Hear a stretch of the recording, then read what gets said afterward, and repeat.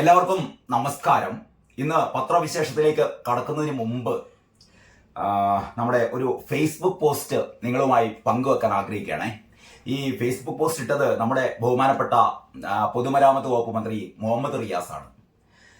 മുഹമ്മദ് റിയാസ് പറയുന്നത് എന്താണെന്ന് വെച്ചാൽ, ഈ എമ്പുരാൻ സിനിമക്കെതിരെ ഇപ്പോഴും പ്രതികാര നടപടികൾ ഉണ്ടാകുന്നു. കാരണം നമ്മുടെ ഗോകുലം ഗോപാലന്റെ സ്ഥാപനങ്ങളിൽ ED കഴിഞ്ഞ 2 ദിവസമായി റെയ്ഡ് നടക്കുകയാണ്. 1000 കോടിയിലേറെ രൂപയുടെ തിരിമറികളൊക്കെയാണ് അവിടെ പിടിച്ചതെന്നൊക്കെയാണ് പറയുന്നത്. വ്യക്തമായ വിവരങ്ങളൊക്കെ കിട്ടിക്കൊണ്ടിരിക്കുന്നേ ഉള്ളൂ. പക്ഷെ ഒരു കാര്യം ഈ ED വളരെ വ്യക്തമാക്കുന്നു, ഇത് എമ്പുരാൻ സിനിമയുടെ ഒരു പ്രതികാര നടപടിയൊന്നുമല്ല. നേരത്തെ തന്നെ ഗോകുലം ഗോപാലിനെതിരെ നടത്തിക്കൊണ്ടിരിക്കുന്ന ചില അന്വേഷണങ്ങളുടെയൊക്കെ ഭാഗമായിട്ടാണ്, പരിശോധനകളുടെയൊക്കെ ഭാഗമായിട്ടാണ് ഇത് നടക്കുന്നത്. കാരണം 2023, 2024 ഇങ്ങനെയുള്ള സംഭവങ്ങൾ ഉണ്ടായിരുന്നു. അതിന്റെ തുടർച്ചയാണ് ഇത് നടക്കുന്നത്. മാത്രമല്ല, വിദേശ നാണയ വിനിമയ ചട്ടമൊക്കെ ഗോകുലം ഗോപാലൻ ലംഘിച്ചിട്ടുണ്ട്. അതിന്റെ തെളിവുകളൊക്കെ അവർക്ക് കിട്ടിയിട്ടുണ്ട്. അത് ഡയറക്റ്റ് ആയിട്ട് നമ്മുടെ ഈ എമ്പുരാൻ സിനിമയുമായി ബന്ധപ്പെട്ടതല്ല. ഇനി മറ്റൊന്ന്, പൃഥ്വിരാജിനെതിരെയും നമ്മുടെ ഇൻകം ടാക്സ് അസസ്മെന്റ് സെക്ഷനാണ്, അല്ലെങ്കിൽ ആ ഡിപ്പാർട്ട്മെന്റ് ആണ് കഴിഞ്ഞ ദിവസം പൃഥ്വിരാജിനെതിരെയും ഇത്തരത്തിലുള്ള നടപടികൾ ആരംഭിച്ചത്. അതും എമ്പുരാനായിട്ട് ബന്ധപ്പെട്ടതല്ല. ഇതിനു മുമ്പ് പൃഥ്വിരാജ് അഭിനയിച്ച ഒരു 3 സിനിമകളിലെ പ്രതിഫലവുമായി ബന്ധപ്പെട്ടിട്ട് കൃത്യമായ പ്രതിഫലം രേഖപ്പെടുത്താത്തത് കൊണ്ട്, അതിന് വെട്ടിപ്പ് നടത്തിയത് കൊണ്ട് ആണ് ഇൻകം ടാക്സ് അധികൃതർ പരിശോധന നടത്തിയത്. ഇനി മൂന്നാമതായി നമ്മുടെ ആന്റണി പെരുമ്പാവൂർ, അതായത് എമ്പുരാന്റെ നിർമ്മാതാക്കളിൽ ഒരാളായ ആന്റണി പെരുമ്പാവൂരിന്റെ വീടിലും ഓഫീസിലുമൊക്കെ ഇതേപോലെ തന്നെ EDയും ഇൻകം ടാക്സ് അധികൃതരുമൊക്കെ പരിശോധന നടത്തിക്കൊണ്ടിരിക്കുകയാണെന്നുള്ളതാണ് ഏറ്റവും പുതിയ അറിവ്. അതിങ്ങനെ ഒരു ഭാഗത്ത് നടക്കുമ്പോഴാണ് നമ്മുടെ മുഹമ്മദ് റിയാസിനെ ഇതൊക്കെ കാണുമ്പോൾ വല്ലാണ്ട് സങ്കടം. കാരണം ആവിഷ്കാര സ്വാതന്ത്ര്യത്തിന് വേണ്ടി പടപെടുത്തുന്ന ആളാണ് മുഹമ്മദ് റിയാസ്. റിയാസിനെ എനിക്ക് വർഷങ്ങളായി എനിക്ക് റിയാസിനെ അറിയാം. റിയാസ് ഇപ്പോഴത്തെ മന്ത്രിയാകുന്നതിന് മുമ്പ്, അല്ലെങ്കിൽ MLA ആകുന്നതിന് മുമ്പ്, നമ്മുടെ കോഴിക്കോടൻ തെരുവുകളിലൂടെ DYFIയുടെ നേതാവായി നടക്കുന്ന കാലത്തൊക്കെ ഒരു മാധ്യമ പ്രവർത്തകനും അല്ലെങ്കിൽ ഒരു രാഷ്ട്രീയ നേതാവും തമ്മിലുള്ള വിവിധങ്ങളായ സംവാദങ്ങളുടെയും ഇടപാടുകളുടെയൊക്കെ ഫലമായിട്ട് വളരെ കൃത്യമായിട്ട് റിയാസിനെ അറിയുന്ന ഒരാളാണ് ഞാൻ. പക്ഷെ അപ്പോഴൊന്നും മനസ്സിലാവാത്ത റിയാസ് ഇപ്പൊ ഈ ഫേസ്ബുക്ക് പോസ്റ്റ് ഇട്ടപ്പോൾ ഞാനാകെ ഞെട്ടിപ്പോയിട്ടോ. കാരണം നമ്മളൊക്കെ കരുതിയത് എന്താണെന്നറിയോ, ഈ സഖാക്കന്മാർക്കൊരു മുരടൻ സ്വഭാവം ഉണ്ടല്ലോ. കാരണം അവർ പറയുന്നത് മാത്രമാണ് ശരി. ഞാൻ പല വീഡിയോകളും അത് പറയാറുണ്ട്. അതായത് അവർ പറയുന്നത് മാത്രമാണ് ശരി, മറ്റുള്ളവർ പറയുന്നത് മുഴുവൻ തെറ്റാണ്. അങ്ങനെയാണ് സാധാരണ സഖാക്കന്മാരുടെ ഒരു മനസ്സിരിപ്പ്. അതായത് ഇവർ ആവിഷ്കാര സ്വാതന്ത്ര്യം എന്നൊക്കെ പക്ഷേ ആവിഷ്കാര സ്വാതന്ത്ര്യം വളരെ വൺ സൈഡ് മാത്രമാണ്. എന്ന് പറഞ്ഞാൽ CPMന് എതിരായ, അല്ലെങ്കിൽ CPM അനുകൂലിക്കുന്ന, CPM സംരക്ഷിക്കുന്ന ചില മതവിഭാഗങ്ങൾക്ക്, ഞാൻ തുറന്നു പറയട്ടെ, മുസ്ലിം മതവിഭാഗത്തിന് എതിരായ എന്തെങ്കിലുമൊക്കെ സന്ദേശമുള്ള സിനിമകളോ നാടകങ്ങളോ ഒക്കെ ആണെങ്കിൽ അതിനെ എതിർക്കും. അതേ സമയത്ത് സംഘപരിവാറിനെ വിമർശിച്ചുകൊണ്ടുള്ള, അല്ലെങ്കിൽ കോൺഗ്രസിനെ വിമർശിച്ചുകൊണ്ടുള്ള, അല്ലെങ്കിൽ ഇതര രാഷ്ട്രീയ പാർട്ടികളെയോ അല്ലെങ്കിൽ ഹൈന്ദവ സംഘടനകളെയോ ഒക്കെ വിമർശിച്ചുകൊണ്ടുള്ള സിനിമകൾ, നാടകങ്ങളൊക്കെ ഇവർ നന്നായി പ്രൊമോട്ട് ചെയ്യും. അതൊരു ഇരട്ടത്താപ്പാണ്. ആവിഷ്കാര സ്വാതന്ത്ര്യം, എല്ലാറ്റിനും ആവിഷ്കാര സ്വാതന്ത്ര്യമുണ്ട്. പക്ഷെ ആവിഷ്കാര സ്വാതന്ത്ര്യത്തിന് ഒരു പരിധിയുണ്ട് കേട്ടോ. പക്ഷെ നമുക്ക് കഴിഞ്ഞ ദിവസം സുപ്രീം കോടതി പറഞ്ഞല്ലോ, അഭിപ്രായ സ്വാതന്ത്ര്യം, ആവിഷ്കാര സ്വാതന്ത്ര്യം, അതിലൊന്നും നമ്മൾ ഇടപെടാൻ പാടില്ല. പരമാവധി ആവിഷ്കാര സ്വാതന്ത്ര്യം ഒക്കെ വേണമെന്ന അഭിപ്രായക്കാരൻ തന്നെയാണ് ഞാനും. അപ്പം നമ്മുടെ മുഹമ്മദ് റിയാസ് ഈ ഫേസ്ബുക്ക് പോസ്റ്റ് ആകെ ഞെട്ടിപ്പിച്ചു. ഇതെല്ലാ സഖാക്കന്മാരും, മുഹമ്മദ് റിയാസിനെ നമുക്കറിയാലോ. മുഹമ്മദ് റിയാസ് മുഖ്യമന്ത്രിയുടെ മരുമകൻ എന്നുള്ള രീതിയിലാണ് ഇപ്പം മുഹമ്മദ് റിയാസിന്റെ ആ ഒരു താരത്തിളക്കം എന്ന് പറയുന്നത്. റിയാസിനെക്കാളും വളരെ സീനിയറായ CPMലെ നേതാക്കന്മാർക്കൊന്നും ഇങ്ങനെ മന്ത്രിസ്ഥാനം കിട്ടിയില്ല. പ്രത്യേകിച്ചും ഏറ്റവും പ്രധാനപ്പെട്ട മന്ത്രിസ്ഥാനം പൊതുമരാമത്ത് വകുപ്പ് എന്നൊക്കെ പറഞ്ഞാൽ കഴിഞ്ഞ മന്ത്രിസഭയിൽ ജി സുധാകരൻ അറിയാലോ. CPMലെ ഏറ്റവും കരുത്തനായ ജി സുധാകരൻ അഴിമതി എന്ന് പറയുന്നത് ഒരു അടുത്തുകൂടി പോലും പോകാത്ത, അത്രയ്ക്കും കമ്മ്യൂണിസ്റ്റ് ആദർശങ്ങൾ നെഞ്ചോട് ചേർത്ത് പിടിക്കുന്ന ജി സുധാകരന്റെ പിന്മുറക്കാരനായിട്ടാണ് റിയാസ് വന്നത്. റിയാസിനെയും നമുക്കറിയാം, റിയാസ് ഒരു അഴിമതിക്കാരനുമല്ല, റിയാസ് 10 പൈസയുടെ അഴിമതി വാങ്ങുന്ന ആളല്ല എന്നൊക്കെ ഇത് കേൾക്കുമ്പോൾ ആരെങ്കിലും ചിരിക്കുന്നുണ്ടോ? ചിരിക്കട്ടെ, ഞാൻ വളരെ സത്യസന്ധമായ കാര്യം പറയുന്നു. മുഹമ്മദ് റിയാസ് ഒരു തരത്തിലുള്ള അഴിമതിക്കാരനല്ല. വളരെ വളരെ വ്യക്തിപരമായി പറയുകയാണെങ്കിൽ KB ഗണേഷ് കുമാറിന്റെ എന്തൊക്കെ ഗണേഷ് കുമാറിനെതിരായ ആരോപണങ്ങളൊക്കെ ഉയർന്നാലും മന്ത്രി എന്ന് പറയുമ്പോൾ നമുക്കൊരു ഡിപ്പാർട്ട്മെന്റ് നമ്മുടെ ഒരു കാഴ്ചപ്പാടിനനുസരിച്ച് അത് മുന്നോട്ട് കൊണ്ടുപോകാനുള്ള ഒരു ചങ്കുറപ്പ് വേണം. അതിനുള്ള ഒരു നിശ്ചയദാർഢ്യം വേണം. അതേപോലെ നിശ്ചയദാർഢ്യമുള്ള ഒരു മന്ത്രി തന്നെയാണ് റിയാസ്, യാതൊരു സംശയമില്ല. അപ്പൊ റിയാസ് ആകെ അടിമുടി മാറുകയാണ് കേട്ടോ. അപ്പൊ റിയാസ് ആവിഷ്കാര സ്വാതന്ത്ര്യത്തെ കുറിച്ച് റിയാസ് ഇന്നലെ രാത്രി ഇട്ട ഫേസ്ബുക്ക് പോസ്റ്റാണ് ഞാൻ നിങ്ങളുമായി ഷെയർ ചെയ്യാൻ ആഗ്രഹിക്കുന്നത്. അതിങ്ങനെയാണ്: കത്തി കാട്ടി ഭീഷണിപ്പെടുത്തി നിശബ്ദമാക്കി കളയാം എന്നത് മൗഢ്യമാണ്. ശരിയാണ്, കത്തി കാട്ടി ഭീഷണിപ്പെടുത്തി നിശബ്ദമാക്കി കളയാം എന്നത് മൗഢ്യമാണ്. ഈ ഡിവൈഎഫ്ഐക്കാര് എങ്ങനെ, പ്രത്യേകിച്ചും റിയാസ് മന്ത്രിയൊക്കെ എങ്ങനെ പറയുന്നത് നമുക്ക് സന്തോഷമുണ്ട് കേട്ടോ. കാരണം എതിർ ശബ്ദം ഉയർത്തുന്നവരെ, നമ്മളൊക്കെ പണ്ട് കോളേജിൽ പഠിക്കുന്ന കാലത്ത് SFIയോടുള്ള ഒരു ആകൃഷ്ടമാവാനൊക്കെ ഇടയായത്, SFIയെ നമ്മൾ SFIയിൽ ചേരാനും SFI പ്രവർത്തിക്കാനൊക്കെ ഇടയാക്കിയത് ഈ ചില മാനവികതയുടെ ചില സൂക്തങ്ങളൊക്കെ കേട്ടിട്ട് അതിൽ ആകർഷിക്കപ്പെട്ടിട്ടാണ് കേട്ടോ. അതായത് അപരന്റെ വാക്കുകൾ സംഗീതം പോലെ ആസ്വദിക്കുന്ന ഒരു ലോകം, അതൊക്കെയായിരുന്നു നമ്മുടെ മനസ്സിലുള്ള ഒരു ലോകം. അപരന്റെ വാക്കുകൾ സംഗീതം പോലെ, അപരൻ എത്ര ശത്രു ആയിക്കൊള്ളട്ടെ, അപരന്റെ വാക്കുകൾ സംഗീതം പോലെ ആസ്വദിക്കുന്ന ഒരു ലോകത്തിന് വേണ്ടിയിട്ടാണ് നമ്മളൊക്കെ നിലകൊണ്ടത്. നമ്മളെന്ന് പറഞ്ഞാൽ സഖാക്കന്മാരൊക്കെ നിലകൊണ്ടത്. പിന്നെ അതിൽ നിന്ന് മാറിയപ്പോഴാണ് നമ്മളൊക്കെ സഖാക്കന്മാരെ വിമർശിക്കാൻ തുടങ്ങി. സഖാക്കന്മാരെ അല്ല കേട്ടോ നമ്മൾ വിമർശിക്കുന്നത്. പിണറായിയെ പോലെ കമ്മ്യൂണിസം, പിണറായിയെ പോലെ MV ഗോവിന്ദനെ പോലെ AK ബാലനെ പോലെ ശൈലജ ടീച്ചറെ പോലെ ശ്രീമതി ടീച്ചറെ പോലെ എണ്ണി പറയുകയാണെങ്കിൽ ഒരുപാട് പേരുണ്ട്. KN ബാലഗോപാലിനെ പോലെ. അതായത് കമ്മ്യൂണിസം എന്താണ് എന്ന് ഇവർക്കൊന്നും അറിയില്ല. അറിഞ്ഞിട്ട് അതുമായി മുന്നോട്ട് പോയാൽ ജീവിക്കാൻ പറ്റില്ല, അത്യാവശ്യം തുട്ടുണ്ടാക്കണം എന്നുള്ള രീതിയിൽ പ്രവർത്തിക്കുന്ന ആൾക്കാരാണ് എന്നാണെങ്കിൽ അങ്ങനെ. ഏതായാലും പോട്ടെ, ഞാൻ അതിലേക്ക് കൂടുതൽ കടക്കുന്നില്ല. അപ്പൊ ഞാൻ പറഞ്ഞുകൊണ്ട് വരുന്നത് എന്താണെന്ന് വെച്ചാൽ, ഈ സാധാരണ CPMകാര് ചെയ്യാത്ത ഒരു പണിയാണ് ഇപ്പം നമ്മുടെ റിയാസ് ചെയ്തത്. അതായത് ആവിഷ്കാര സ്വാതന്ത്ര്യം വേണമെന്ന് പറയാണ് കേട്ടോ. കത്തി കാട്ടി ഭീഷണിപ്പെടുത്തി നിശബ്ദരാക്കി കളയാം എന്നത് മൗഢ്യമാണ്. അപ്പൊ ടി പി ചന്ദ്രശേഖരനെ കത്തി കാട്ടി ഭീഷണിപ്പെടുത്തിയതൊന്നല്ല. വള്ളിക്കാടിൽ വെച്ചിട്ട് ധീരസഖാവായ TP ചന്ദ്രശേഖരനെ 1 അല്ല 2 അല്ല 3 അല്ല 51 വെട്ടി കൊന്നത് TP ചന്ദ്രശേഖരൻ പോയി കണ്ട് പിണറായി വിജയന്റെ മുഖത്തടിച്ചിട്ടോ പിണറായി വിജയന്റെ വീട് കൊള്ളയടിച്ചിട്ടോ ഒന്നുമല്ല.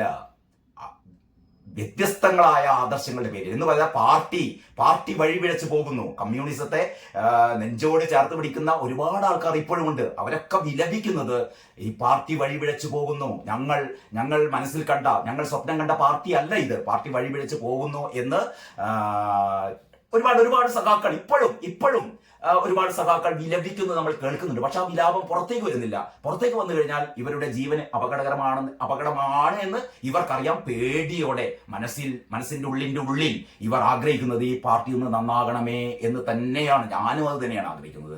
ഈ പാർട്ടി, പലരും ചോദിക്കാറുണ്ട് എന്താണ് ദേശാഭിമാനിയോട് ഇത്ര ദേഷ്യം, എന്താണ് CPMനോട് ഇത്ര ദേഷ്യം. ഒരു ദേഷ്യമില്ല, സ്നേഹമാണ്, നല്ല സ്നേഹമാണ്. കാരണം ഇവരൊന്ന് നന്നാവണം. പിന്നെന്തുകൊണ്ടാണ് കോൺഗ്രസ്സുകാർ നന്നാവണം, BJPക്കാർ നന്നാവണം എന്നൊക്കെ പറയാത്തത്? കാരണം അതിനേക്കാളൊക്കെ അപ്പുറം നമ്മൾ ആഗ്രഹിക്കുന്നത്, നമ്മൾ ചെറുപ്പകാലത്തെ നമ്മൾ കേട്ട് തളമ്പിച്ച മുദ്രാവാക്യങ്ങൾ, നമ്മൾ കണ്ട സ്വപ്നങ്ങൾ, അതൊക്കെ ഇടക്കാലത്ത് വെച്ച് കണ്ട് കൊള്ളയടിക്കപ്പെടുമ്പോഴുണ്ടായിരുന്ന ഒരു പരിഭ്രാന്തി, സംഭ്രാന്തി. പക്ഷെ തുറന്നു പറയാൻ എനിക്ക് ഒരു മടിയുമില്ല. വിമർശിക്കേണ്ടവർ വിമർശിക്കും. പിണറായി വിജയൻ ആയാലും പിണറായി വിജയന്റെ അപ്പുറത്തുള്ള ആരായാലും അതിനെയും വിമർശിക്കണം നമ്മൾ. കാരണം ഇതിനൊക്കെ ഒരു സത്യസന്ധമായ ഒരു നിലപാട് നമ്മൾക്ക് എല്ലാവർക്കും ഉണ്ടായിരിക്കേണ്ടതാണ്. അപ്പോൾ റിയാസിന്റെ ആദ്യത്തെ വാചകം തന്നെ കത്തി കാട്ടി ഭീഷണിപ്പെടുത്തി നിശബ്ദരാക്കി കളയാം എന്നത് മൗഢ്യമാണ്. റിയാസ് തിരിച്ചറിഞ്ഞല്ലോ. പിണറായി വിജയ മരുമാൻ പറയുന്നത് കേൾക്കണേ. കത്തി കാട്ടി ഭീഷണിപ്പെടുത്തി നിശബ്ദരാക്കി കളയാം എന്നത് മൗഢ്യമാണ് എന്ന് മുഹമ്മദ് റിയാസെ, പ്രിയപ്പെട്ട സഖാവെ, ആദ്യം ഇത് പഠിപ്പിക്കേണ്ടത് ആരെയാണ് എന്നറിയോ? നിങ്ങളുടെ അമ്മായിയപ്പനാണ് ഇത് മനസ്സിലാവാത്തത്. അത് നിങ്ങൾ എത്രയും പെട്ടെന്ന് പഠിപ്പിക്കും എന്ന് പ്രതീക്ഷിക്കുകയാണ്. കാരണം ഇപ്പൊ കരിക്കട്ടെ കിടക്കുകയാണല്ലോ. പണ്ട് സൂര്യനായതുകൊണ്ട് നിങ്ങൾക്കൊക്കെ ഒരു പക്ഷേ അടുത്തു പോകാൻ പേടിയായിരിക്കും, കത്തിപ്പോകുമല്ലോ. പക്ഷെ ഇപ്പൊ അങ്ങനെയല്ല. ഇപ്പം പിണറായി സഖാവ് സൂര്യനല്ല, കഴിഞ്ഞ 2-3 ദിവസം മുമ്പ് അദ്ദേഹം കരിക്കട്ടയായി മാറി. വെറും കരിക്കട്ടയാണ്. ഇനി എത്ര ഊതിയിട്ടും കാര്യമില്ല. ഊതി നിങ്ങളുടെ ചുണ്ടും നാവും ഒക്കെ കുഴയ്ക്കുമെന്നല്ലാതെ എത്ര ഊതിയാലും കത്താൻ പോകുന്നില്ല. കെട്ടുപോയി. അതവിടെ കിടക്കട്ടെ. അപ്പോൾ കത്തി കാട്ടി ഭീഷണിപ്പെടുത്തി നിശബ്ദമാക്കി കളയാം എന്നത് മൗഢ്യമാണ്. അപ്പൊ TP ചന്ദ്രശേഖരനെ 51 വെട്ടി കൊന്ന കഥ ഞാൻ പറഞ്ഞു. അത് മൗഢ്യമാണ്. അത് നിങ്ങൾ ചെയ്യരുത്. കത്തി കാട്ടിപ്പോലും ഭീഷണിപ്പെടുത്തരുത് എന്നാ പറയുന്നത്. പിന്നെ 51 വെട്ടിന്റെ കാര്യം പറയാനില്ലല്ലോ. എമ്പുരാൻ സിനിമക്കെതിരെയുള്ള വിദ്വേഷ പ്രചാരണങ്ങൾക്കും ബഹിഷ്കരണ ആഹ്വാനങ്ങൾക്കും ശേഷം എന്റെ റിയാസെ, എമ്പുരാൻ സിനിമക്കെതിരെയുള്ള വിദ്വേഷ പ്രചാരണങ്ങളല്ല. ആ സിനിമ ഒരു വിഭാഗത്തെ, ഹൈന്ദവ വിഭാഗത്തെ കുത്തി നോവിക്കുന്നു, അവരുടെ വികാരങ്ങളെ വ്രണപ്പെടുത്തുന്നു. ചരിത്രത്തിന് നിരക്കാത്ത കാര്യങ്ങളാണ് അതിൽ പറയുന്നത്. ചരിത്രത്തെ നിഷേധിക്കുകയാണ്. നിങ്ങൾ അവിടെ ഗോദ്രയിൽ മുസ്ലിം തീവ്രവാദികൾ തീവെച്ച് 59 ഹൈന്ദവ തീർത്ഥാടകരെ കൊലപ്പെടുത്തിയതിനെ കുറിച്ച് നിങ്ങൾ മിണ്ടുന്നില്ല. അതുകൊണ്ടാണ് അതിന്റെ ഒരു പ്രകോപനം എന്നുള്ള രീതിയിലാണ് ഗുജറാത്ത് കലാപം ഉണ്ടായത്. പക്ഷെ എമ്പുരാൻ സിനിമ കാണിക്കുന്നത് ഗുജറാത്ത് കലാപം അങ്ങോട്ടുണ്ടായി. ഒരു ദിവസം രാവിലെ ഈ ഹൈന്ദവർക്ക് തോന്നുകയാണ് മുസ്ലിങ്ങളെ മുഴുവനാണ്ട് കൊല്ലണം എന്ന് പറഞ്ഞിട്ട് ഹൈന്ദവര് മുസ്ലിങ്ങൾക്ക് നേരെ കത്തി ഉയർത്തുന്നു, അവരെ ബലാത്സംഗം ചെയ്യുന്നു, അവരെ കൂട്ടമായി കൊലപ്പെടുത്തുന്നു. ആ രീതിയിലാണ് എമ്പുരാൻ സിനിമ തുടങ്ങുന്നത്. അതല്ലാതെ ഈ ഗോദ്ര സംഭവത്തിന്റെ ഒരു തുടർച്ചയാണ് എന്നുള്ള രീതിയിൽ പറഞ്ഞിട്ടില്ല. അതുകൊണ്ടായിരുന്നു അതിനെതിരെ പ്രതിഷേധം ഉയർന്നത്. അതല്ലാതെ ഈ സിനിമ സംവിധാനം ചെയ്ത പൃഥ്വിരാജിന്റെ വീട്ടിൽ പോയി ബഹളം ഉണ്ടാക്കുകയോ പൃഥ്വിരാജിന്റെ കൈ വെട്ടുകയോ കാല് വെട്ടുകയോ തല വെട്ടുകയോ ചെയ്തിട്ടില്ല. ഇതിൽ അഭിനയിച്ച മോഹൻലാലിനെ കല്ലെറിയുകയോ മോഹൻലാലിന്റെ വീടിന് നേരെ ഒഴിക്കുകയോ ഒന്നും ചെയ്തിട്ടില്ല. ഗോകുലം ഗോപാലന്റെ ചിട്ടി സ്ഥാപനങ്ങളും ആളുകളൊന്നും കയ്യേറുകയോ തകർക്കുകയോ അടിച്ചു തകർക്കുകയോ ഒന്നും ചെയ്തിട്ടില്ല. ഗോപാലന്റെ തല വെട്ടിയിട്ടില്ല. ഇതൊന്നും ചെയ്തിട്ടില്ല. പക്ഷേ എമ്പുരാൻ എന്ന് പറയുന്ന സിനിമ അങ്ങനെ ചെയ്യാൻ നിങ്ങൾക്ക് സ്വാതന്ത്ര്യം ഉണ്ടെങ്കിൽ, ആവിഷ്കാര സ്വാതന്ത്ര്യം, നമ്മുടെ മുരളി ഗോപിക്ക് അങ്ങനെ ഒരു സ്ക്രിപ്റ്റ് എഴുതാൻ താല്പര്യം ഉണ്ടെങ്കിൽ, അത് സംവിധാനം ചെയ്യാൻ പൃഥ്വിരാജിന് അവകാശമുണ്ടെങ്കിൽ, അതേപോലെ തന്നെ ആ സിനിമ പൊട്ട സിനിമയാണ്. ആ സിനിമ പൊട്ട സിനിമയാണെന്ന് നമ്മുടെ അശ്വിൻ കോക്ക് ഉൾപ്പെടെയുള്ള സിനിമയെ വളരെ ഗൗരവമായി കാണുകയും അതിനെ അതിനെ പറ്റിയിട്ട് റിവ്യൂ ചെയ്യുകയും ചെയ്യുന്ന ഒരുപാട് ആൾക്കാർ പറഞ്ഞിട്ടുണ്ട് ഇത് പൊട്ട സിനിമയാണ്. പഴയ വർഷങ്ങൾക്ക് മുമ്പ്, പതിറ്റാണ്ടുകൾക്ക് മുമ്പ് പ്രേം നസീറും ഉമ്മറും ഒക്കെ അഭിനയിച്ചിരുന്ന പഴയ ഈ അടിപൊളി സിനിമകളുണ്ടല്ലോ, ശശികുമാറൊക്കെ സംവിധാനം ചെയ്ത സിനിമകളിൽ നിന്ന് തെല്ല് പോലും ടെക്നോളജി ഒക്കെ വളർന്നപ്പോൾ അതിന്റെ അനുസരിച്ച് നിങ്ങൾ ചിലപ്പോൾ സിറിയയിലേക്കോ ഒമാനിലേക്കൊക്കെ പോയി കണ്ട് അവിടെയൊക്കെ ചിലപ്പോൾ ചിത്രീകരിച്ചിട്ടുണ്ടാകും. അത്ര മാത്രമേ ഉള്ളൂ. അതിനേക്കാൾ അപ്പുറമൊന്നുമില്ല. പണ്ട് നസീർ അടിച്ച പോലെ, ഉമ്മർ അടിച്ച പോലെ ഇപ്പം നമ്മുടെ മോഹൻലാൽ അടിക്കുന്നു, അത്രയേ ഉള്ളൂ. അപ്പൊ ഇതിലൊന്നും വലിയ കഥയൊന്നുമില്ല. പക്ഷെ നിങ്ങൾ ചരിത്രത്തെ വളച്ചൊടിച്ചു. അതിനെതിരെ ആരും ഇവിടെ കല്ലെറിഞ്ഞിട്ടില്ല, കൈവെട്ടിയിട്ടില്ല, തലവെട്ടിയിട്ടില്ല. പക്ഷെ പ്രതിഷേധിച്ചു, ഇത് ശരിയല്ല എന്ന് പറഞ്ഞു. അത്രയേ ഉണ്ടായിട്ടുള്ളൂ. അപ്പോൾ എമ്പുരാൻ സിനിമക്കെതിരെയുള്ള വിദ്വേഷ പ്രചാരണങ്ങൾക്ക്, അതിന് വിദ്വേഷ പ്രചാരണമാണെങ്കിൽ ആയിക്കോട്ടെ, ബഹിഷ്കരണ ആഹ്വാനങ്ങൾക്കും അതിപ്പോ എല്ലാവരുടെയും സ്വാതന്ത്ര്യമല്ലേ. ആ സിനിമ കാണരുത് എന്ന് പറയാനുള്ള അവകാശമുണ്ട്. ഞാൻ എല്ലാവരോടും പറയുന്നത് സിനിമ കാണണമെന്നാണ്. ഞാനിതിപ്പോ രണ്ടാമത്തെ പ്രാവശ്യം ഇന്ന് മിക്കവാറും ഞാൻ ഒരിക്കൽ കൂടി കാണും കേട്ടോ. കാരണം ഇത് 28 ഇടത്തോ അല്ലെങ്കിൽ 38 ഇടത്തോ ഒക്കെ ഇത് വെട്ടി ഒരു 2 മിനിറ്റ് 8 സെക്കൻഡ് നേരം ഇത് വെട്ടി ഒഴിവാക്കി എന്നാണ് പറഞ്ഞത്. എന്തൊക്കെയാണ് വെട്ടിയത്, എങ്ങനെയൊക്കെയാണ് വെട്ടിയതെന്ന് കാണണമല്ലോ. അതിന് വേണ്ടിയിട്ട് ഇന്ന് വീണ്ടും പോകുന്നുണ്ട്. ഞാൻ പറയുന്നത് എല്ലാവരും വീണ്ടും കാണണമെന്നാണ് പറയുന്നത്. അപ്പം ഈ സിനിമ ബഹിഷ്കരണ ആഹ്വാനങ്ങൾക്കും ശേഷം സംഘപരിവാരം സിനിമക്ക് പിന്നിൽ പ്രവർത്തിച്ചവരെ വേട്ടയാടാൻ തുടങ്ങി എന്നാണ് മനസ്സിലാക്കേണ്ടത്. സംഘപരിവാരം വേട്ടയാടാൻ തുടങ്ങിയിട്ടില്ല സഖാവേ. സംഘപരിവാരം വേട്ടയാടാൻ തുടങ്ങിയിട്ടില്ല. ഇതിന് വേട്ട എന്ന് പറഞ്ഞാൽ എന്താ അർത്ഥം? നിങ്ങളിപ്പോ TP ചന്ദ്രശേഖരനെ 51 വെട്ടി കൊന്നത് അതൊരു വേട്ടയാണ്. അതൊരു കിരാതമായ ക്രൂരമായ അരും കൊലയാണ്. ജോസഫ് മാഷെ കൈവെട്ടിയത് ഏറ്റവും അതിക്രൂരമായ അരും കൊല. ഒരുപക്ഷെ അരും കൊല തന്നെയാണത്. ജോസഫ് മാഷ ജീവിതം അതോടുകൂടി തീർന്നു. അപ്പൊ ഇതിനെയാണ് നമ്മൾ വിമർശിക്കേണ്ടത്. അതല്ലാതെ നമ്മൾ ഒരു സ്നേഹ സംവാദം എന്നാണ് പറയുന്നത്. നമ്മൾ സംവദിക്കുക, നമ്മൾ അതിനെ എതിർക്കണമെങ്കിൽ എതിർക്കുക. നമ്മളെ ഏറ്റവും പ്രിയപ്പെട്ടവർ പോലും തെറ്റുകൾ ചെയ്തു എന്ന് നമുക്ക് ബോധ്യപ്പെടുമ്പോൾ നമ്മുടെ ബോധ്യത്തിന്റെ അടിസ്ഥാനത്തിൽ നമ്മൾ വിമർശിക്കും. ഒരുപക്ഷെ അത് ശരിയേക്കാളൊന്നുമില്ല. കാരണം തെറ്റ് ശരി എന്നുള്ളത് ആത്യന്തികമായി ഏതാണ് തെറ്റ് ഏതാണ് ശരി എന്നൊന്നും ആത്യന്തികമായി നമുക്ക് പറയാൻ പറ്റില്ല. ഒരാളുടെ നിലപാടുകളാണ്, ഒരാളുടെ ബോധ്യങ്ങളാണ്. ഇപ്പൊ ഞാൻ പറയുന്ന കാര്യങ്ങൾ നിങ്ങൾ നിങ്ങൾക്ക് അത് ശരിയല്ലാതെ തോന്നുന്നുണ്ടാവാം. അത് നിങ്ങളുടെ ബോധ്യങ്ങൾ, നിങ്ങളുടെ നിലപാടുകൾ. അങ്ങനെ പരസ്പരം നിലപാടുകൾ നമ്മൾ ഷെയർ ചെയ്യുമ്പോഴാണ് നമ്മൾ ജനാധിപത്യം പൂത്തുലയുന്നത്. അങ്ങനെ ഞാൻ അതിലേക്ക് കൂടുതൽ കടക്കുന്നില്ല. അപ്പൊ ഞാൻ നമ്മുടെ റിയാസ് സഖാവിന്റെ ഫേസ്ബുക്ക് പോസ്റ്റിന്റെ ബാക്കി ഭാഗം ഇങ്ങനെയാണ്: എമ്പുരാൻ സിനിമക്കെതിരെയുള്ള വിദ്വേഷ പ്രചാരണങ്ങൾക്കും ബഹിഷ്കരണ ആഹ്വാനങ്ങൾക്കും ശേഷം സംഘപരിവാരം സിനിമക്ക് പിന്നിൽ പ്രവർത്തിച്ചവരെ വേട്ടയാടാൻ തുടങ്ങി എന്നാണ് മനസ്സിലാക്കേണ്ടത്. റിയാസ് ഉദ്ദേശിച്ചത് ഇതായിരിക്കും. ഗോകുലം ഗോപാലേട്ടനെയും പിന്നെ നമ്മുടെ മോഹൻലാലിനെ ഇതുവരെ അങ്ങനെ വേട്ടയാടി തുടങ്ങിയിട്ടില്ല കേട്ടോ. വേട്ടയാടി തുടങ്ങി എന്നുള്ള രീതിയിലുള്ള ഒരു പ്രചാരണത്തിനുള്ള വകുപ്പുണ്ടായിട്ടില്ല. പക്ഷേ ആരടി പെരുമ്പാവൂരിനെതിരെയും പൃഥ്വിരാജിനെതിരെയൊക്കെ നടക്കുന്ന അന്വേഷണങ്ങളായിരിക്കാം. ഇനി കുറെ കൂടി വ്യക്തമാക്കുകയാണ് റിയാസ്. സിനിമയുടെ നിർമ്മാതാക്കളിൽ ഒരാളായ ഗോകുലം ഗോപാലിന്റെ ചെന്നൈ ഓഫീസുകളിലും വീട്ടിലുമുള്ള ED റെയ്ഡിനും ചോദ്യം ചെയ്യലിനും ശേഷം ഇപ്പോൾ സംവിധായകൻ പൃഥ്വിരാജിനെ ആണ് അവർ നോട്ടമിട്ടിരിക്കുന്നത്. ഏറ്റവും ഒടുവിൽ പൃഥ്വിരാജിന് ആദായ നികുതി വകുപ്പ് നോട്ടീസ് അയച്ച വാർത്തകളാണ് പുറത്തു വരുന്നത്. ഇതിൽ എന്താ റിയാസേ അപാകത? പൃഥ്വിരാജിന് ആദായ നികുതി വകുപ്പ് നോട്ടീസ് അയച്ചിരിക്കുന്നു. ഞാൻ നേരത്തെ പറഞ്ഞല്ലോ, ഞാൻ കഴിഞ്ഞ വീഡിയോയിലൊക്കെ പറഞ്ഞു, ആ, നമ്മുടെ പൃഥ്വിരാജ് അഭിനയിച്ച സിനിമകളിൽ നിന്ന് വാങ്ങിയ പ്രതിഫലം സംബന്ധിച്ച് ആദായ നികുതി വകുപ്പിന് സംശയങ്ങളുണ്ട്. അത് ക്ലിയർ ചെയ്യാൻ വേണ്ടിയിട്ട്, അല്ലെങ്കിൽ ഈ തട്ടിപ്പ് വല്ലതും നടന്നിട്ടുണ്ടെങ്കിൽ അത് കണ്ടെത്താൻ വേണ്ടിയിട്ട്, അങ്ങനെ നടത്തിയിട്ടുണ്ടെങ്കിൽ അതിനെതിരെ നടപടി എടുക്കാൻ വേണ്ടിയിട്ട് അത് ആദായ നികുതി വകുപ്പ് ചെയ്യില്ലേ? പൃഥ്വിരാജ് ആയതുകൊണ്ട് ആദായ നികുതി വകുപ്പ് നോട്ടീസ് അയക്കില്ല എന്ന് പറയാൻ പറ്റും. ഇപ്പൊ റിയാസ് ആണെങ്കിലും റിയാസിനെതിരെ ആദായ നികുതി വകുപ്പിന് നോട്ടീസ് അയച്ചൂടെ? പക്ഷെ റിയാസ് ഒരു നല്ല മനുഷ്യനായതുകൊണ്ട്, റിയാസ് ഒരു നല്ല സഖാവായതുകൊണ്ട്, റിയാസ് അഴിമതിക്കാരനല്ലാത്തതുകൊണ്ട് റിയാസിനെതിരെ ഇത്രയും സാധനങ്ങളൊന്നും വരുന്നില്ല. അതായത് മുഖ്യമന്ത്രിയുടെ മരുമോനായതുകൊണ്ട് അല്ല കേട്ടോ, കാരണം റിയാസ് നല്ലവനാണ്, വളരെ നല്ലവനാണ്, അതുകൊണ്ടാണ് ഒന്നും വരാത്തത്. പക്ഷെ പൃഥ്വിരാജ് അങ്ങനെയല്ല, ഗോകുലം ഗോപാലൻ അങ്ങനെയല്ല, നമ്മുടെ ആന്റണി പെരുമാവൂർ അങ്ങനെയല്ല, മോഹൻലാൽ അങ്ങനെയല്ല. മോഹൻലാലിനെതിരെ എത്ര അന്വേഷണങ്ങൾ നടന്നിരുന്നു, ആനക്കൊമ്പിന്റെ കാര്യമൊക്കെ നിങ്ങൾക്ക് അറിയാലോ. അപ്പോൾ അത്തരത്തിലുള്ള നെറികേടുകൾ കാണിച്ചു എന്ന് തോന്നുമ്പോൾ അത് പരിശോധിക്കാൻ വേണ്ടിയിട്ട് ആദായ നികുതി വകുപ്പ് വരും. ഇതിലൊന്നും ഇങ്ങനെ സങ്കടപ്പെട്ടിട്ട് കാര്യമില്ല എന്റെ പൊന്നു റിയാസെ. ഇനി ബാക്കി എമ്പുരാൻ സിനിമയിലെ ഗുജറാത്ത് വംശഹത്യയെ കുറിച്ചുള്ള രംഗങ്ങൾ സംഘപരിവാരത്തെ അത്രമാത്രം പ്രകോപിപ്പിച്ചു എന്നാണ് ഈ പ്രതികാര നടപടികൾ വ്യക്തമാക്കുന്നത്. പ്രതികാര നടപടികൾ അല്ലാന്ന് ഞാൻ പറഞ്ഞു. പക്ഷേ സംഘപരിവാരത്തെ മാത്രമല്ല, ഇവിടെ സെൻസുള്ള, ബുദ്ധിയുള്ള, വിവരമുള്ള, കാര്യങ്ങൾ അറിയുന്ന ആൾക്കാരൊക്കെ ഇത് പ്രകോപിപ്പിച്ചിട്ടുണ്ട്. ശരിയാണ്. കാരണം കാര്യങ്ങളൊക്കെ വ്യക്തമായി മനസ്സിലാക്കുന്ന ആൾക്കാരെയൊക്കെ ഇത് നോവിപ്പിച്ചിട്ടുണ്ട്, രോഷം കൊള്ളിപ്പിച്ചിട്ടുണ്ട്, ഒക്കെ ഉണ്ട്. കാരണം നമ്മുടെ ചരിത്രത്തെ നിങ്ങൾ മാറ്റിമറിക്കുകയാണ്. നിങ്ങൾ എങ്ങനെയാണ് ഇങ്ങനെയൊക്കെ പറയുക? ഇപ്പൊ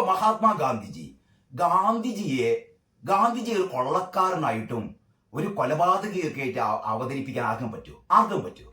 അങ്ങനെ ഒരു സിനിമ എടുക്കാൻ പറ്റുമോ? അങ്ങനെ സിനിമ എടുത്താൽ തച്ചു കൊല്ലൂല്ലേ ഇവിടുത്തെ ആൾക്കാർ? അങ്ങനെ കൊല്ലുകയാണെങ്കിൽ ആ കൊലപാതകങ്ങൾക്കൊപ്പരേക്ക് ഞാൻ നിൽക്കുക. കാരണം ഗാന്ധിജിയെ കുറിച്ച് അങ്ങനെ പറയാൻ പാടില്ല. ഗാന്ധിജി എന്ന് പറയുന്നത് നമ്മുടെയൊക്കെ മനസ്സിൽ അങ്ങനെ ഒരു ചിത്രമുണ്ട്. അപ്പൊ ചരിത്രത്തെ നമ്മൾ തെറ്റിദ്ധരിപ്പിക്കാൻ പാടില്ല. പക്ഷേ ഗാന്ധിജി ചെയ്ത ചില കാര്യങ്ങളെ കുറിച്ച് വിമർശനങ്ങൾ ഉയർത്താം. അത് ആരെക്കുറിച്ചും വിമർശനങ്ങൾ ഉയർത്താം. നിങ്ങളുടെ അമ്മായിയപ്പനെ കുറിച്ച് പോലും വിമർശനങ്ങൾ ഉയർത്താം. പക്ഷെ പേടിക്കണം. ചിലപ്പം പിന്നെ തല കാണില്ല. പിന്നെ റിയാസ് പോലും വിചാരിച്ചിട്ട് കാര്യമൊന്നുമില്ല കേട്ടോ. ഇനി സെൻസർ നടപടികൾ കൊണ്ടൊന്നും ഗുജറാത്ത് വംശഹത്യയുടെ പാവക്കറയിൽ നിന്നും സംഘപരിവാറിന് മോചനമില്ല. സെൻസർ നടപടികൾ കൊണ്ടൊന്നും ആരാ റിയാസെ ആ സിനിമ സെൻസർ ചെയ്തത്? ഇവിടുത്തെ സംഘപരിവാർ പറഞ്ഞോ നിങ്ങൾ പോയി കണ്ട് സെൻസർ ചെയ്യണമെന്ന് പറഞ്ഞോ? ഇത് ശരിക്കും സെൻസർ ചെയ്തത് സംഘപരിവാറിന്റെ ആൾക്കാരാണ്. പക്ഷേ സംഘപരിവാറിന്റെ ഈ നമ്മുടെ ആ ടീം ഉണ്ടല്ലോ, ഏത് ടീം? സെൻസർ ബോർഡ് അംഗങ്ങൾ എന്ന് പറയുന്നത്, കേന്ദ്ര സെൻസർ ബോർഡ് എന്ന് പറയുന്നത് സംഘപരിവാറിന്റെ ആൾക്കാർ തന്നെയാണ്. അവരാണ് ഈ സിനിമയെ എന്ത് ചെയ്തതെന്ന് അറിയോ? സിനിമയെ ഇത് പ്രദർശിപ്പിക്കാം എന്നുള്ള അനുവാദം കൊടുത്തത്. ഇത് പുറത്തു വന്നു കഴിഞ്ഞപ്പോഴാണ് പൊതുജനത്തിന് മനസ്സിലായത്, സംഘപരിവാറിനല്ല, പൊതുജനത്തിന് മനസ്സിലായത് ഇത് തനി തോന്നിയാസ സിനിമയാണെന്ന്. അപ്പോഴാണ് അവിടെ രോഷം കണ്ടത്. ആ രോഷം കണ്ടപ്പോഴാണ് ഗോകുലം ഗോപാലനും പൃഥ്വിരാജും മോഹൻലാലും ഉൾപ്പെടെയുള്ളവർ ഞെട്ടിയത്. അവരെ സംരക്ഷിക്കാൻ വേണ്ടി, അതായത് ലോക നന്മക്ക് വേണ്ടിയിട്ടൊന്നുമില്ല. മോഹൻലാൽ ഇങ്ങനെ ഒരു പത്രക്കുറിപ്പ് ഇറക്കിയത് ഞാൻ ഖേദിക്കുന്നു, ഇങ്ങനെ ചെയ്യരുതായിരുന്നു എന്നൊക്കെ പറഞ്ഞിട്ട് മോഹൻലാൽ ലേലോ എന്ന് കരഞ്ഞല്ലോ. എന്താ കരയാൻ കാരണം? മോഹൻലാലിന് നേരത്തെ തിരിച്ചറിവുണ്ടായിരുന്നില്ലേ?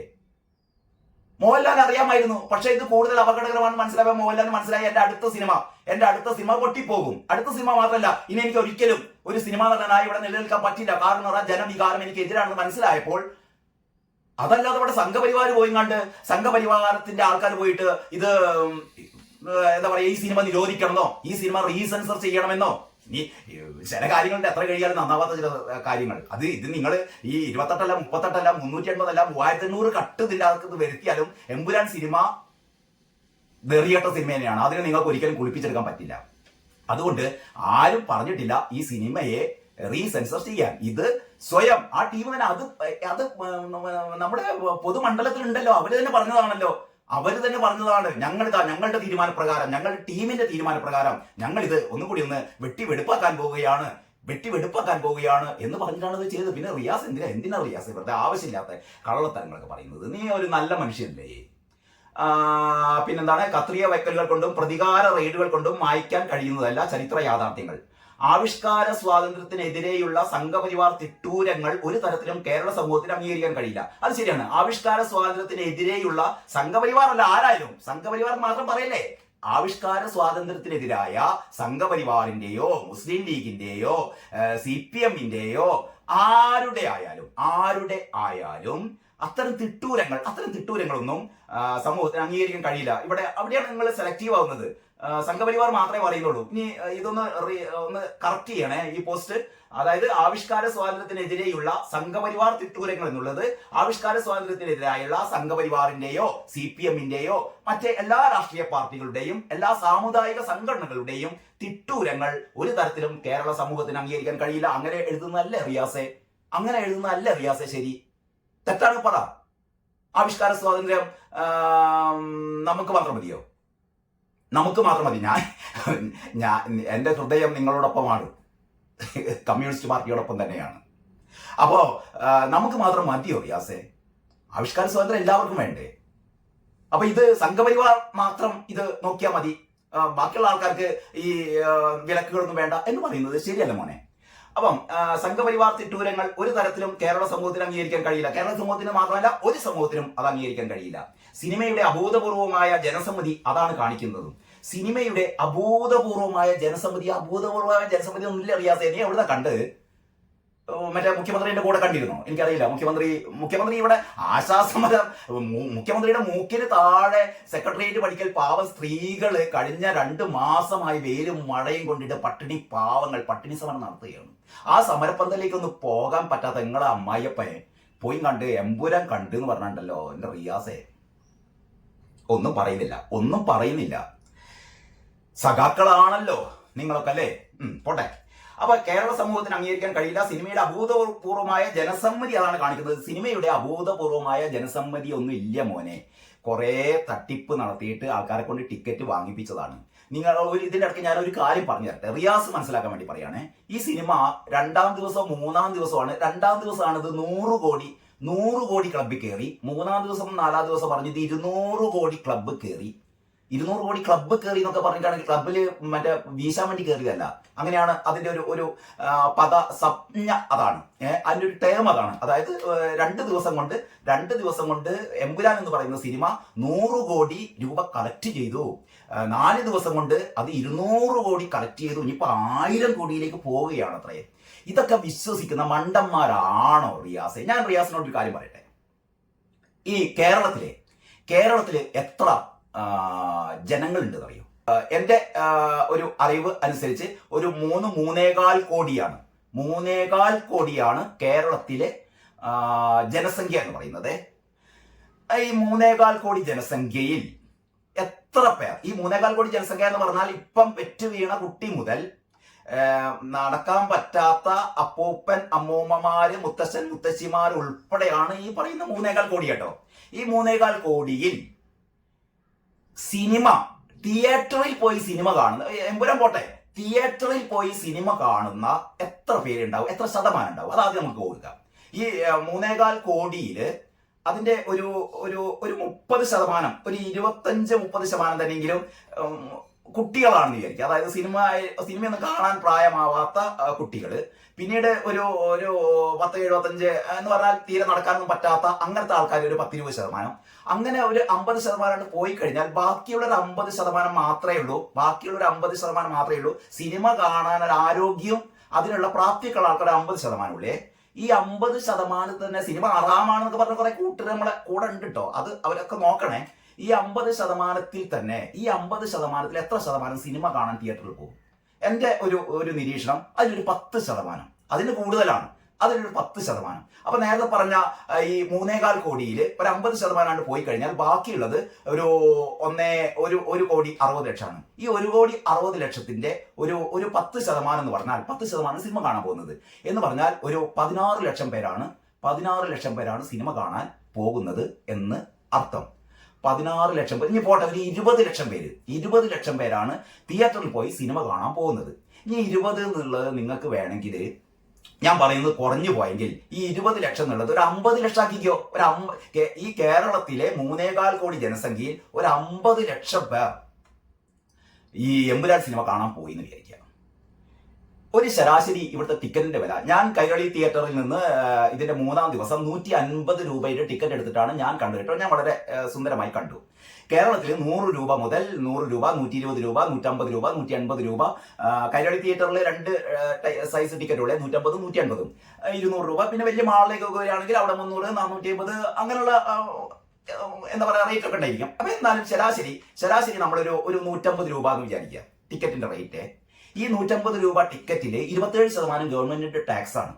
അപ്പൊ ഒരു 150 രൂപയുടെ ടിക്കറ്റ്, ശരാശരി 150 രൂപയുടെ ടിക്കറ്റ് ആണെങ്കിൽ അതിൽ 27%, 150 രൂപയുടെ 27% പറഞ്ഞാൽ 27 ഒരു എത്രയാണ്, ഒരു 14, 27, 14, 31, 41, ഒരു 40-41 രൂപ പോകും. ഏതാക്ക് 150 എന്ന് പറഞ്ഞാൽ ബാക്കി 100 രൂപയേ ഉണ്ടാവുള്ളൂ. ഈ 100 രൂപയാണ് ഒരാളിൽ നിന്ന് കിട്ടാൻ പോകുന്നത്. അതിൽ തന്നെ തിയേറ്ററുകാർക്ക് ആദ്യം 40%, പിന്നീട് സെക്കൻഡ് വീക്കിൽ 50%, തേർഡ് വീക്കിൽ 60% ഒക്കെ ആയിരുന്നു ഇവരുടെ ഒരു ഷെയർ. അത് പോയി കഴിഞ്ഞപ്പോൾ ശരാശരി 50% കിട്ടുക. അങ്ങനെയാണെങ്കിൽ തന്നെ ഈ പറയുന്ന ഈ 100 രൂപയിൽ ബാക്കി ഒരു 50 രൂപയെ ഈ എമ്പുരാൻ കമ്പനിക്ക് കിട്ടുള്ളൂ. ഈ 50 രൂപ പ്രകാരം 50 ലക്ഷം ആൾക്കാർ എന്ന് പറഞ്ഞാൽ ഏതാണ്ട് 25 കോടി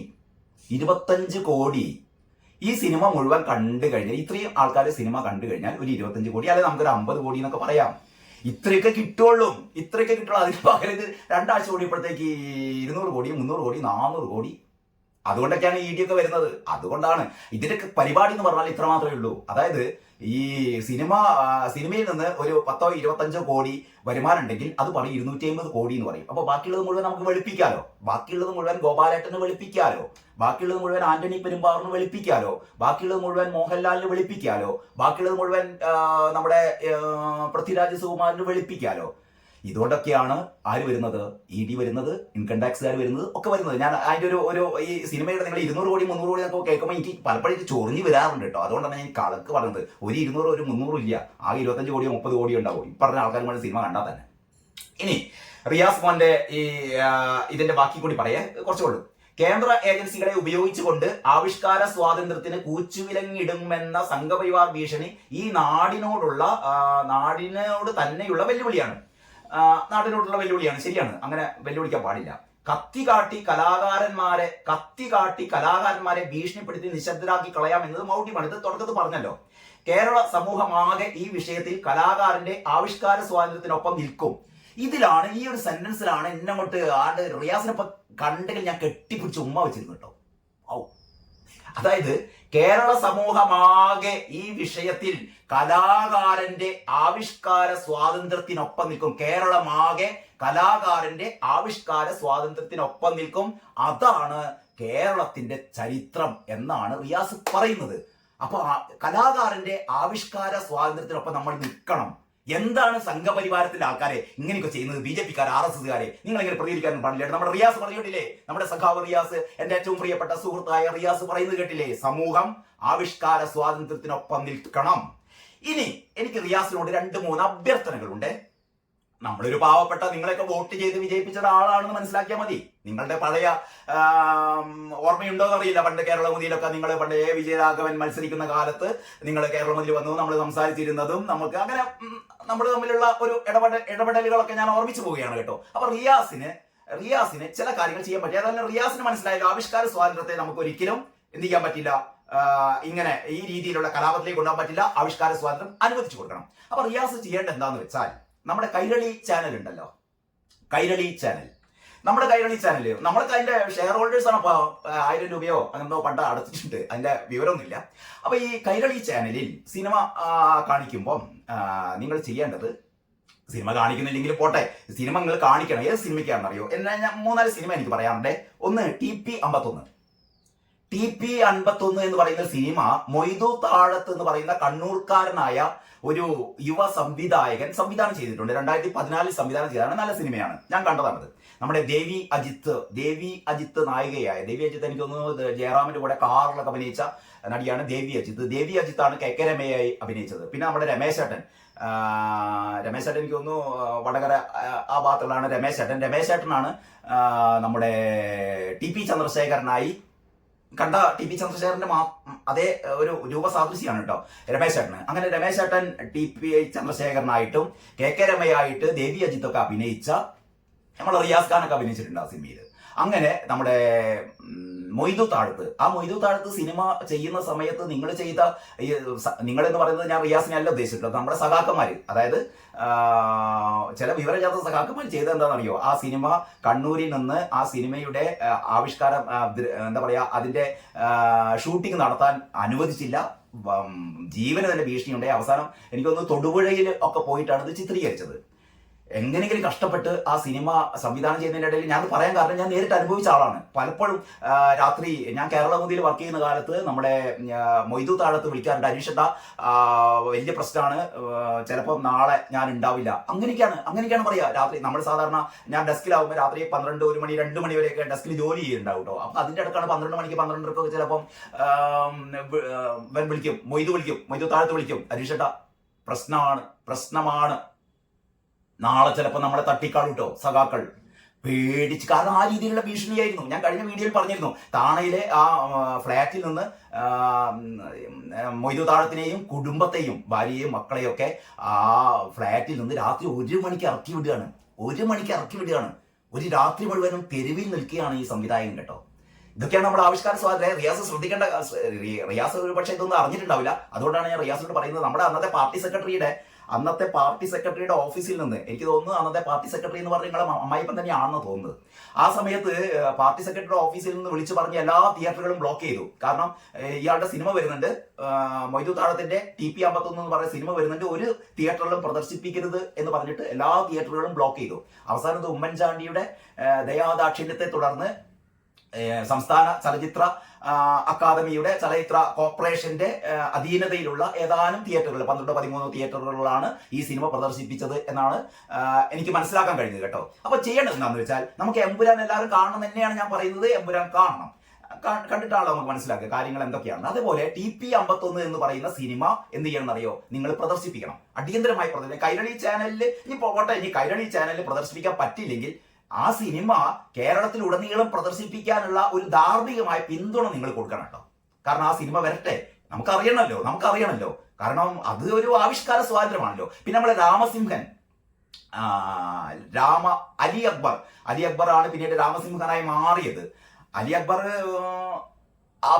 എന്താ പറയാ സംവിധാനം ചെയ്ത, ഏറ്റവും അവസാനം സംവിധാനം ചെയ്ത സിനിമയാണ് പുഴ മുതൽ പുഴ വരെ. നമ്മുടെ പൃഥ്വിരാജ് വാര്യംകുന്നനെ കുറിച്ച് ഒരു സിനിമ എടുക്കാനൊക്കെ പോയിരുന്നു. വാര്യംകുന്നൻ ഒരുപാട് ഹിന്ദു വംശഹത്യ നടത്തിയ, ഹിന്ദുക്കളെ കൊന്നൊടുക്കിയ വാര്യംകുന്നൻ എന്ന് പറയുന്ന ഒരു മുസ്ലിം തീവ്രവാദിയ ഭീകരനുണ്ടായിരുന്നു വാര്യംകുന്നൻ. ഈ വാര്യംകുന്നനെ ഭയങ്കര മഹത്വവൽക്കരിച്ചുകൊണ്ട് വാര്യംകുന്നനാണ് കേരളത്തെ ഇങ്ങനെയാണ് എടുത്ത് പൊന്തിച്ചത് എന്നൊക്കെ പറഞ്ഞുകൊണ്ടുള്ള ഒരു സിനിമ ഉണ്ടാക്കാൻ വേണ്ടിയിട്ട് നമ്മുടെ ആഷിഖ് കപൂറും നമ്മുടെ പൃഥ്വിരാജ് സുകുമാരനൊക്കെ ശ്രമിച്ചിരുന്നു. പക്ഷേ ഇത് ശരിയാവില്ല എന്നുള്ള തിരിച്ചറിവുണ്ടായപ്പോൾ അതിൽ നിന്ന് പിന്മാറിയതാണ്. അപ്പോഴാണ് നമ്മുടെ അലി അക്ബർ, അതായത് രാമസിംഹൻ, പുഴ മുതൽ പുഴ വരെ എന്ന് പറഞ്ഞാൽ അക്കാലത്തുണ്ടായ, അതായത് മലബാർ ലഹള, മാപ്പിള കലാപം എന്നൊക്കെ പറയുന്ന ആ കാലത്ത് ഹൈന്ദവരെ കൂട്ടക്കൊല ചെയ്തത്, നിങ്ങളിപ്പം ഗുജറാത്തിലെ കാര്യങ്ങളൊക്കെ പറയുന്നുണ്ടല്ലോ, കുമാരനാശാന്റെ ദുരവസ്ഥ വായിക്കണം കേട്ടോ. കുമാരനാശാൻ, ഇത് വെറുതെ നമ്മളാരും പറയുന്നതല്ല, കുമാരനാശാന്റെ ദുരവസ്ഥയിൽ പറഞ്ഞിട്ടുണ്ട്. ദുരവസ്ഥയൊന്നും ഇപ്പൊ ആരും സഖാക്കൾ കൈകൊണ്ട് തൊട്ടു നോക്കിയില്ല. റിയാസ് പറയണം ഈ ദുരവസ്ഥയ്ക്കൊന്ന് എല്ലാവരും വായിക്കണമെന്ന്. ഞാൻ അതിലേക്ക് കൂടുതൽ കടക്കുന്നില്ല. അപ്പൊ നിങ്ങൾ പ്രദർശിപ്പിക്കേണ്ട സിനിമകൾ, ഒന്ന് TP 51, രാമസിംഹന്റെ പുഴ മുതൽ പുഴ വരെ. പിന്നെ ചെയ്യേണ്ടത് നമ്മുടെ 2-3 മറ്റ് ഹിന്ദി സിനിമകളൊക്കെ ഉണ്ടല്ലോ. ഒന്ന് കാശ്മീർ ഫയൽസ്, കാശ്മീരിലെ പണ്ഡിറ്റുകളെ മുസ്ലിങ്ങൾ കൂട്ടക്കൊല ചെയ്ത ഒരു കഥയെക്കുറിച്ചുള്ള ചരിത്രം അനാവരണം ചെയ്യുന്ന സിനിമയാണ് കാശ്മീർ ഫയൽസ്. അതിലൂടെ പ്രദർശിപ്പിക്കാൻ നിങ്ങൾ അനുവദിച്ചിട്ടില്ല, അത് പ്രദർശിപ്പിക്കണം. പിന്നുള്ളത് കേരള സ്റ്റോറി, അവിടെ ലവ് ജിഹാദിന്റെ പേരിൽ ഇവിടുത്തെ മലയാളികളായ ഹൈന്ദവ കുടുംബത്തിൽപ്പെട്ട പെൺകുട്ടികൾ മുഴുവനും മതം മാറ്റി സിറിയയിലേക്ക് കൊണ്ടുപോയി ISIS ചേർക്കുന്ന അതിഭീകരമായ ഇടപാടുകളെ പറ്റിയുള്ള സിനിമയാണ് നമ്മുടെ കേരള സ്റ്റോറി. പിന്നീട് ഈ ഗോത്ര കലാപത്തെ കുറിച്ചുള്ള, എന്താണ് യഥാർത്ഥത്തിൽ ഗോത്ര കലാപം, അല്ലെങ്കിൽ ഗോത്രയിൽ എങ്ങനെയാണ് ഗോത്രയിൽ ആ തീവണ്ടി കത്തിയത്, ആരാണ് കത്തിച്ചത്, അതിന്റെ പിന്നിൽ പ്രവർത്തിച്ചവർ ആരാണ്, തുടങ്ങിയ ചരിത്ര സത്യങ്ങൾ അനാവൃതമാകുന്ന സിനിമയാണ് the Sabarmati report. The Sabarmati report എന്ന് പറയുന്ന സിനിമ. ഞാൻ കഴിഞ്ഞ ദിവസം പറയുന്നു, Sabarmati report, Kerala story, Kashmir files, ഇതൊക്കെ C5 കിടക്കുന്നുണ്ട് കേട്ടോ. ഞാൻ കഴിഞ്ഞ ദിവസം പറഞ്ഞിരുന്നു നിങ്ങളോട്. ഇത് കാണാൻ ആഗ്രഹിക്കുന്ന ആൾക്കാർ C5 എന്ന് പറയുന്ന OTT ചാനലിൽ 299 രൂപ അടച്ചു കഴിഞ്ഞാൽ ഒരു മാസം മുഴുവനും നിങ്ങൾക്ക് അതിലുള്ള എല്ലാ സിനിമകളും, അതിൽ മലയാള സിനിമകൾ ഒരുപാടുണ്ട് കേട്ടോ, നിങ്ങൾക്ക് കാണാൻ പറ്റും. അതിൽ ഏറ്റവും വിവാദമായി നിങ്ങൾക്ക് ഒരിക്കലും കാണാൻ ഭാഗ്യമില്ലാത്ത കേരള സ്റ്റോറി കാണാം, സബർമതി റിപ്പോർട്ട് കാണാം, കാശ്മീർ ഫയൽസ് കാണാം. അതൊക്കെ ആ OTT പ്ലാറ്റ്ഫോമിലുണ്ട്. അപ്പം റിയാസ് ശ്രദ്ധിക്കേണ്ടത് ഇത്തരം സിനിമകളൊക്കെ അടിയന്തരമായി ഒന്ന് പ്രദർശിപ്പിക്കണം. കാരണം നമുക്ക് നമ്മുടെ ആവിഷ്കാര സ്വാതന്ത്ര്യം ഇങ്ങനെ കാത്തു സൂക്ഷിക്കണമല്ലോ. പിന്നെ ഒരു കാര്യം കൂടി പറഞ്ഞിട്ട് ഞാൻ ഈ വീഡിയോ നിർത്തേ. കാരണം ഈ സിനിമ അവിടെ നിൽക്കട്ടെ, എന്താ പറയാ, നാടകത്തിന്റെ പേര് നമ്മുടെ റഫീഖ് മംഗലശ്ശേരി. ഞാൻ ഏറ്റവും അധികം എന്താ പറയാ മനസ്സുകൊണ്ട് ഇഷ്ടപ്പെടുന്ന ഒരു നാടക സംവിധായകനാണ് റഫീഖ് മംഗലശ്ശേരി. സ്കൂൾ നാടകങ്ങൾ, ഏറ്റവും കൂടുതൽ സ്കൂൾ നാടകങ്ങൾ സംവിധാനം ചെയ്യുകയും ഏറ്റവും കൂടുതൽ പുരസ്കാരങ്ങളൊക്കെ നേടിയെടുക്കുകയും ചെയ്ത റഫീഖ് മംഗലശ്ശേരി, നമ്മുടെ കോഴിക്കോട്ടെ ശാന്തകുമാറിനൊക്കെ പോലെ തന്നെ നമ്മുടെ പ്രിയങ്കരനായ ഒരു നാടക സംവിധായകനാണ് റഫീഖ് മംഗലശ്ശേരി. ഈ റഫീഖ് മംഗലശ്ശേരിയുടെ ഒരു നാടകമുണ്ട് കേട്ടോ, കിത്താബ് എന്ന് പറയുന്ന നാടകം. നമ്മുടെ റിയാസ് അതിനെപ്പറ്റി മിക്കവാറും കേട്ടിരിക്കും. ഈ കിത്താബ് എന്ന് പറയുന്ന നാടകം ശരിക്കും എന്താണെന്ന് അറിയാം. നമ്മുടെ ഉണ്ണിയുടെ ഒരു ചെറുകഥയുണ്ട്, വാങ്ക് എന്ന് പറയുന്ന ചെറുകഥ. ആ ചെറുകഥയെ അവലംബിച്ച് എഴുതിയാണ്. അതിനുശേഷം ഉണ്ണി ഇതിനെതിരെ കംപ്ലൈന്റ് ഒക്കെ പറഞ്ഞത് എന്റെ കഥയെ വികലമാക്കിയെന്നോ അല്ലെങ്കിൽ എന്തെങ്കിലും ആട്ടെ, ഉണ്ണിയാറിന്റെ കഥ അല്ലാന്ന് തന്നെ വിചാരിക്കാം. ഏതായാലും ഈ കിത്താബ് എന്ന് പറയുന്ന നാടകം സ്കൂൾ നാടകമാണ് കേട്ടോ. വലിയ നമ്മുടെ KPSCയുടെ വലിയ നാടകം 2 മണിക്കൂർ നാടകമൊന്നുമില്ല. 20 മിനിറ്റ് മാത്രം ദൈർഘ്യമുള്ള കുട്ടികൾ സ്കൂൾ കലോത്സവത്തിൽ നാടക മത്സരത്തിൽ, അല്ലാതെ കേരളീയ പൊതുസമൂഹത്തിൽ മുഴുവൻ അവതരിപ്പിക്കാൻ വേണ്ടി ഉണ്ടാക്കിയ നാടകമല്ല. സ്കൂൾ യുവജനോത്സവത്തിൽ നാടക മത്സരത്തിൽ അവതരിപ്പിക്കാൻ വേണ്ടിയിട്ട് റഫീഖ് മംഗലശ്ശേരി 2018 കോഴിക്കോട്ടെ മേമുണ്ട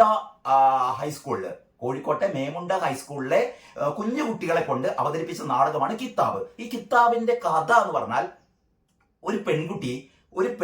ഒരു മുസ്ലിം പെൺകുട്ടി, അവൾക്ക് ചെറിയൊരു ആഗ്രഹം. അവളുടെ ബാപ്പ ഈ പള്ളിയിൽ വാങ്ക് വിളിക്കുന്ന ആളാണ്.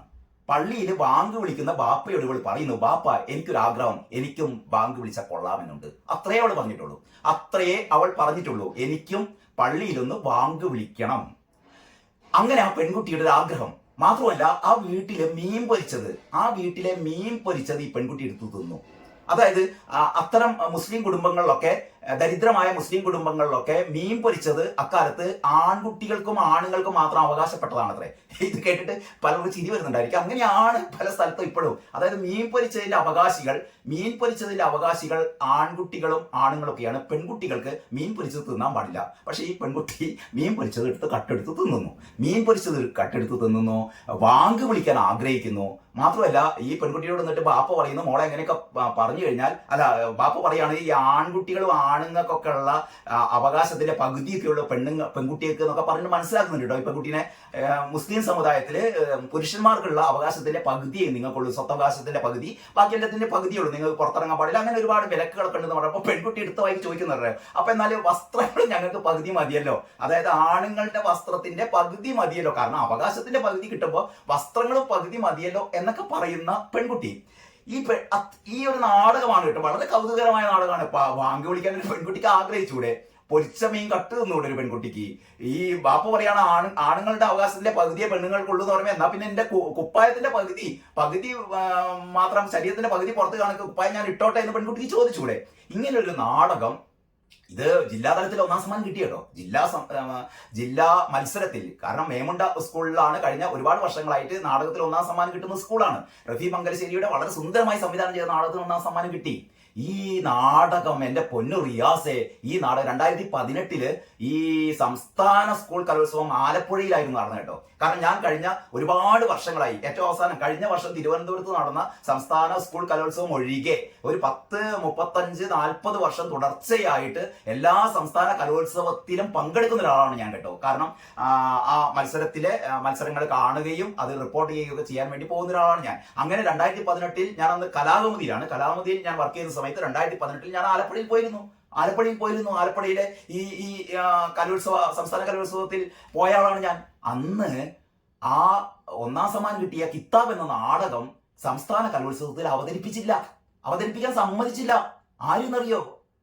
ഈ നാട്ടിലെ ചില മുസ്ലിം പ്രമാണികൾ, അപ്പം റിയാസ് ഈ കാര്യം ശ്രദ്ധിക്കണേ. സമസ്ത പോലുള്ള സുന്നികൾ പോലുള്ള ഞാൻ വ്യത്യസ്ത മത ചേരിതിരിവുകളൊന്നും പറയുന്നില്ല. ഇവിടുത്തെ മുസ്ലിം വിഭാഗം ഈ നാടകം അവതരിപ്പിക്കരുത് എന്ന് ഭീഷണിപ്പെടുത്തി. അവതരിപ്പിച്ചാൽ പിന്നെ എന്തൊക്കെയാ പറഞ്ഞതെന്ന് എനിക്കറിയില്ല. ഏതായാലും ഭീഷണിപ്പെടുത്തി ആ സ്കൂളുകാര് എഴുതി ഒപ്പിട്ട് നൽകി, ഞങ്ങൾ ഈ നാടകം സംസ്ഥാന തലത്തിൽ മത്സരിപ്പിക്കുന്നില്ല, ഞങ്ങൾ നിർത്തി, സഷ്ടാംഗം കാല് പിടിച്ചു. അതുകൊണ്ട് പാവ ആ കുട്ടികൾ, അതിൽ അഭിനയിച്ച കുട്ടികൾ ഇപ്പോഴും ജീവിച്ചിരിക്കുന്നുണ്ട്. എനിക്കൊരു ആഗ്രഹമുണ്ട് കേട്ടോ. ഞാൻ ആ നാടകം കണ്ടിട്ടില്ല, കിതാബ് എന്ന നാടകം. അതിൻ്റെ സ്ക്രിപ്റ്റൊക്കെ ഞാൻ കണ്ടിട്ടുണ്ട്. പക്ഷെ ആ നാടകം കാണാൻ അതിയായ ആഗ്രഹമുണ്ട്. എന്നെപ്പോലെ ഒരുപാട് ആൾക്കാർക്ക് കിതാബ് എന്ന് പറയുന്ന നാടകം കാണാൻ ആഗ്രഹമുണ്ട്. റിയാസെ, കിതാബ് എന്ന് പറയുന്ന നാടകം നമുക്കൊന്ന് അവതരിപ്പിച്ചാലോ? ആവിഷ്കാര സ്വാതന്ത്ര്യം വേണ്ടേ? ഇത് CPM എതിരായിട്ടൊന്നും പറയുന്നില്ല കേട്ടോ, നമ്മുടെ പാർട്ടിക്കെതിരായിട്ടൊന്നും പറയുന്നില്ല. അക്കാര്യൊന്നും വിഷമിക്കണ്ട. കാരണം നമ്മുടെ സ്പീക്കർ ഷംസീർ അല്ലേ? സ്പീക്കർ ഷംസീർ ഗണപതി മിത്താണെന്ന് പറഞ്ഞല്ലോ. ഗോവിന്ദമാഷും പറഞ്ഞല്ലോ ഗണപതി മിത്താണെന്ന്. ഷംസീറിനും ആ അഭിപ്രായം തന്നെ ആയിരിക്കും, ഗണപതി മിത്താണെന്ന് വിശ്വസിക്കുന്ന ആൾക്കാരെ വിശ്വസിച്ചോട്ടെ. അതേപോലെ അള്ളാഹു മിത്താണ് എന്ന് പത്രക്കാരോ ചോദിച്ചു, ആണോ എന്ന് ചോദിച്ചപ്പോൾ ഗോവിന്ദമാഷ് ആകെ വരണ്ടു പോയി, ബേജാറായി പോയി.